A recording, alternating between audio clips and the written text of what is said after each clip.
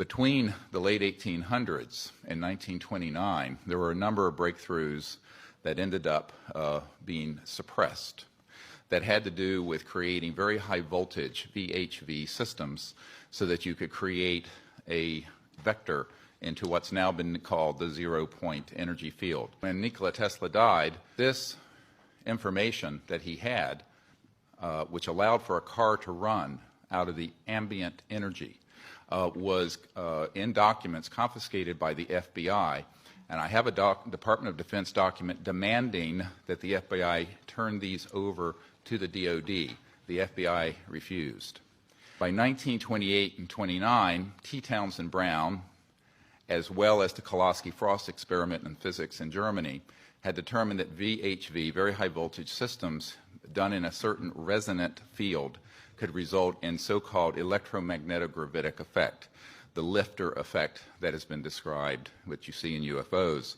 They also can create what's called a space-time bubble around an object so that you can correct for 1G. This is how these objects are traveling at multiples of what any aerodynamic physics would describe and can make right-hand turns without killing the occupants.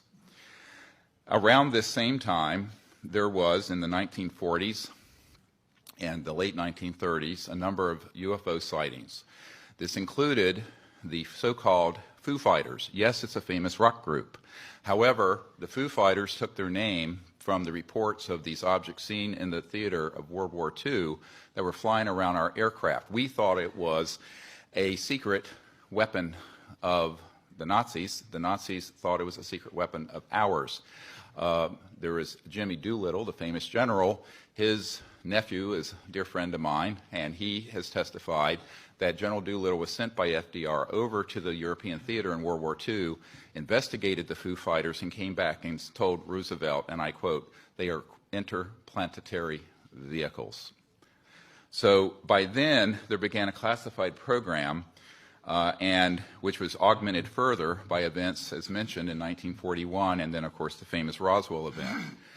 Those events led to, as Philip Corso describes, a reverse engineering program. As you all know from the famous Wilbur Smith document of 1951 from Canada, it talks about that flying saucers exist, but there's a high-level team headed up by Dr. Vannevar Bush that is studying the, quote, modus operandi of these vehicles. In October of 1954, a key date I want the committee to remember, we have actionable intelligence from someone who has worked in the National Security Agency and has been in the vault. All of this went deep black because they figured out at that point gravity control. So since 1954, October of that year, we have not needed rockets, jets, internal combustion engines, and surface roadways between cities. I say this with authority that this is the case. Eventually, these breakthroughs in human discovery were complemented by the study of the extraterrestrial material that were retrieved from these events. And contrary to most people's thoughts, the Roswell event was actually a downing of an extraterrestrial vehicle by an electromagnetic system that was hidden in a radar dome that was switched on, and this is in an FBI document that I can provide for the committee and is on the flash drive given to the Congress. The result ultimately was that there were transdimensional physics that began to be studied that deal with the nexus between electromagnetism, energy generation, anti-gravity, and consciousness. And we have discovered that there is a nexus and that, in fact, there are electromagnetic systems that have been developed that can interface directly with what we call coherent thought, the same way that you can interface with a system with lasers, which is coherent light, where you sync up all the wavelengths. Ultimately, these breakthroughs were paralleled with amazing developments in the biological sciences and the experimentation with cloning. And this began many years earlier than was reported from Dolly the sheep in Scotland. This goes a little beyond, I think, what this committee wants to look into.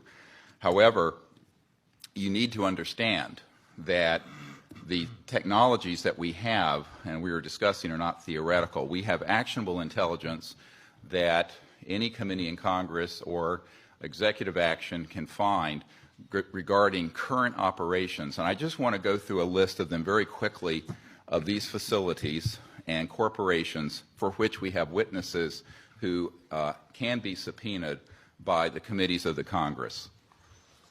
This was developed at the request of Congressman Christopher Cox of Orange County, with whom I met, and was later further developed for the briefing that we put together for President Obama. These facilities are the Edwards Air Force Base and subsections where at the dry lake bed where the Lockheed Skunk Works operations, Haystack Butte, China Lakes, George Air Force Base, and the closed Norton Air Force Base, where an anti-gravity device, so-called alien reproduction vehicle, for which we have the schematics, was seen by Frank Carlucci and others on our witness team. Tabletop Mountain and Blackjack Control. The aerospace facilities there are the Northrop Anthill Facility, Tejon Ranch, the McDonnell Douglas Llano Plant, Lockheed Martin Hellendale Plant, and the Phillips Lab. At the Nellis Air Force Facility, so-called Area 51, no one calls it that. There's S4 and S12, Pahut Mesa, Groom Lake, and a number of sub-facilities. The most important facility is in Utah, near Provo, the Dugway Proving Grounds, all of which is underground, and the airspace above it is classified. There are no roads into this facility. The New Mexico facilities include Los Alamos National Labs with underground connectors to the so-called Dulce area where the biological work is being done, and Kirtland Air Force Base. And the complex there includes Sandia National Laboratories, Phillips Labs, Manzano Mountain Weapons Storage Facility, Coyote Canyon, and the White Sands Complex. In Arizona, near Fort Huachuca, which is Army Intelligence Headquarters, there is a UGB underground base where one of our witnesses, who will testify, worked on 9 separate extraterrestrial vehicles that had been down through advanced electromagnetic pulse weapons, and there are several different species of extraterrestrial biologicals stored at that facility. The other facilities, and this goes on, include a special compartmented area of Cheyenne Mountain, where we have witnesses in our team who can be subpoenaed, where we have tracked extraterrestrial vehicles in our solar system that were measuring 26 miles in diameter. There are also facilities in Australia, a key one being Pine Gap, the so-called Alice Springs facility, which is mostly a U.S. Air Force facility, even though it is in Australia.